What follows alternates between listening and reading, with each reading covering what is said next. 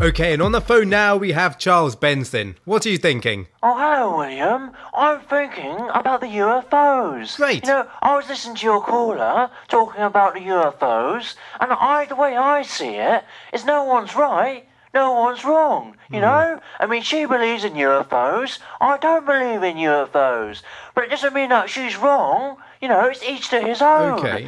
Each to his own, eh? Right. No one's right, no one's wrong, each to his own. Each to his own. Right, yeah, okay, well, I mean, that's an interesting point, but why do you keep saying each to his own? Well, that's the way I speak, William. I mean, you speak your way, I speak my way, you know. Each to his own. Each to his or our own. Okay, well, thank you so much. For the UFOs. Yeah, okay, thanks for your call.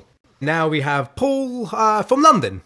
Well, how's it going, mate? I'm phoning up about that geezer. What that geezer said about the best Beatles album. Okay. Well, it's obvious, isn't it? It's got to be the White Album. Okay, do you have a reason? Well, it's twice as long. It's only got to be half as good. I'm not sure if that works, but thank you for your call. And now we have Jeffrey. Hi there. Hello, Mr. Wagwan. Well, maybe phoning in about that rascal who phoned in earlier on, Mr. Tim Wahini. Whoa, Professor Wahini. He calls himself Professor. He's nothing like that. Let me tell you, I know this man personally. I work with him. You need to know where this man be coming from. He was spouting rumors left, spouting the right, spouting them right into the center. This man is no professor. Let me tell you, he is a janitor at the SOAS school. Maybe working with this man, he's always turning up late, you know. He's the biggest conspiracy of the lot, you know. I'm sorry, this is absolutely crazy. The only thing he can do is profess about cleaning the toilets, cleaning the windows. I'm sorry. You have to take. Who are you? Who are you anyway? I'm Jeffrey. Maybe the deputy senior of the sanitation in the SOAS school African. Okay, so hang on a minute. Hey, 1 second. Hey, Abdul, man. Hey, you have to clean the bowl, man. Yeah, carry on. I'm sorry, this is absolutely crazy. This guy is employed by you to clean the toilets. Exactly. And he's phoning me. He turns up late. I tell you exactly why. He calls himself Professor. He'll be going out at night, spouting out conspiracy I'm sorry, theory. you can't put the blame on him. You're ultimately responsible for his actions. Well, Mr. Wagwan, I have to actually agree with you there. I want to know what you are going to do about it. Jeffrey, what are you going to do about this? Well, I tell you, when he said like that, well, I gotta take that man out. In fact... You do? Mr. Tim Wahini, if you're listening right now, you are no longer working for us. Next time you come in, you will not be granted access into the SOAS School African. Did you hear that, Tim? Did you hear that, Tim? Your employment has been terminated. You are fired. You are fired. You know what? When I was at Aberdeen, I didn't scrub any toilets. Thank you ever so much. And now we're talking to Blogan. Call me Blogsy. Sure, whatever. All right, Bill. The way I see William. it, the problem with the UFOs is they got all the responsibilities of a policeman, but none of the power. Okay, no, hang on a minute. Well, let me finish before you raise your objections. The UFOs out there got no real authority. Well- now, say you got some kid on the estate doing some graffiti, right? UFO goes up to him. What's he gonna do? Can't find him. Can't arrest him. They've got no power. Okay, look, I think maybe you've misunderstood No, what mate, UFO stands you've for. misunderstood what UFO stands for. It stands for common decency and respect in our But society. look, we're talking about spaceships, Blogan. Spaceships? This is the real world out there. It's not your namby-pamby, liberal God's sky sake, fantasy it's world. You absolute- what? Right, spaceships aren't going to do nothing to stop the UFOs out there on the streets.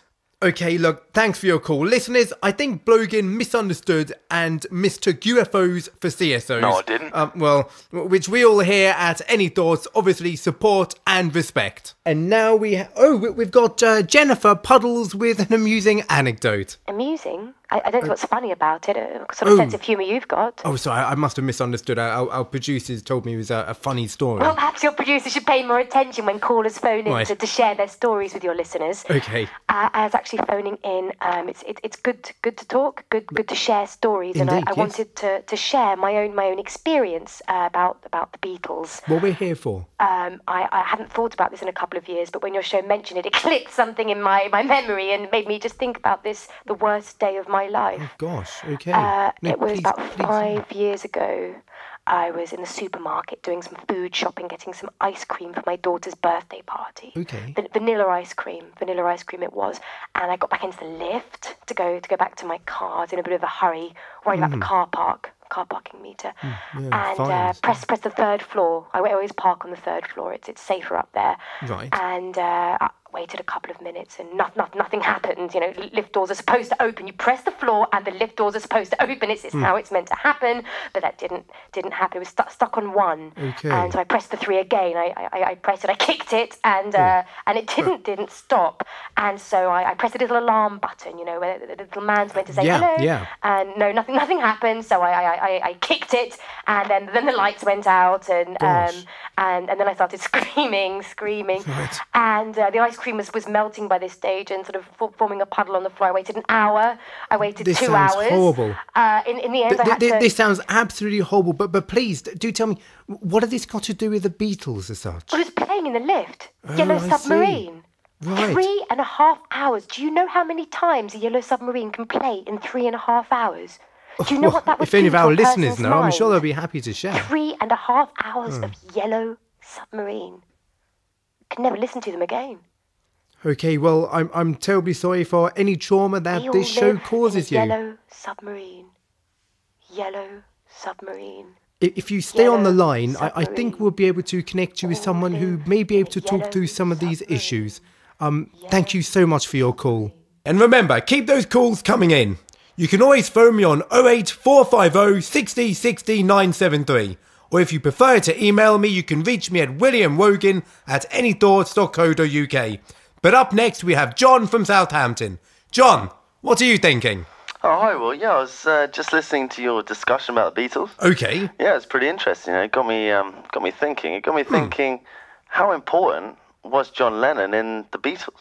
Right, okay. You know, I mean, I was wondering, you know, what would the Beatles have been like without John Lennon in there? Right, yeah. You know, imagine if they had someone else in there, like, you know, I don't know, someone like Phil Collins. I mean, you know, how would that have turned out? Well, I guess musically, it would have been completely different. Well, certainly Yellow Submarine would have been different. You know, it would have been completely 80s and that. But, you know, going back on the other hand, you might say, well, you know, what if John Lennon was in Genesis, for example? Right. You know, I mean, how would that have been? Imagine Invisible Touch with John Lennon singing. I mean, imagine John Lennon in the gorilla suit and In the Air Tonight, you know? Well, he'd be playing the drums and that, but would he still be wearing the glasses? Yeah, well, yeah, I mean, I can see what you're saying. I mean, it is quite an interesting kind of counterfactual history, but what's the point you're really trying to make, John? Well, yeah, you know, I mean, singer to singer is quite an easy transition, you know, but this can be used for different things, you know? So if you're looking at names, for example, you know, then you've got, you know, George Michael, you know, Michael Owen, yeah? What would it have been like if Michael Owen was in Wham? Yeah. I mean, do you think that Michael Owen, as a footballer, could have performed a song like Careless Whisper? Well, yeah, I mean, I think he could have performed it. Whether or not he could have pulled it off, you know, is a question I've been asking myself. You know, I think certainly not, you know? Yeah, well, look, John, perhaps I can pose a question to you in the spirit of this rather odd call. What do you think the Rolling Stones would have been like if Liam Gallagher had been involved? Well, I think the timelines there certainly don't match up, you know. But if you go back to the George Michael example, imagine if you teamed up with someone else to form Wham. You know, someone like Phil Collins. Imagine Phil Collins and George Michael doing Wham together. Yeah. You know, you'd probably assume that's a complete, you know, A-team, all-star team, you know. But of course, you know, it probably would have been disastrous. You know, too many stars in one team. Yeah, maybe. Well, especially if John Lennon was still in there. Well, look, John, thank you for your call. Okay, and now, returning to a little sanity, we have Paul Bingham from Maidstone with his favourite chess move. Hello? Castle.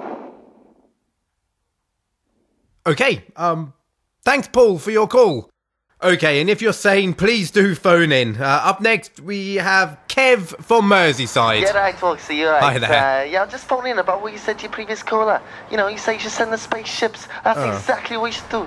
You know, send the spaceships down the station, you know, yeah. Some you sitting on his face, yeah. Graffiti on the wall and that. You want to zap him?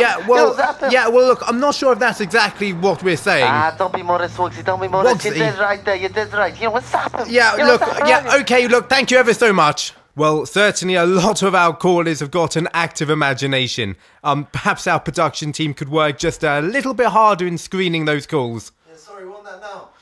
Okay.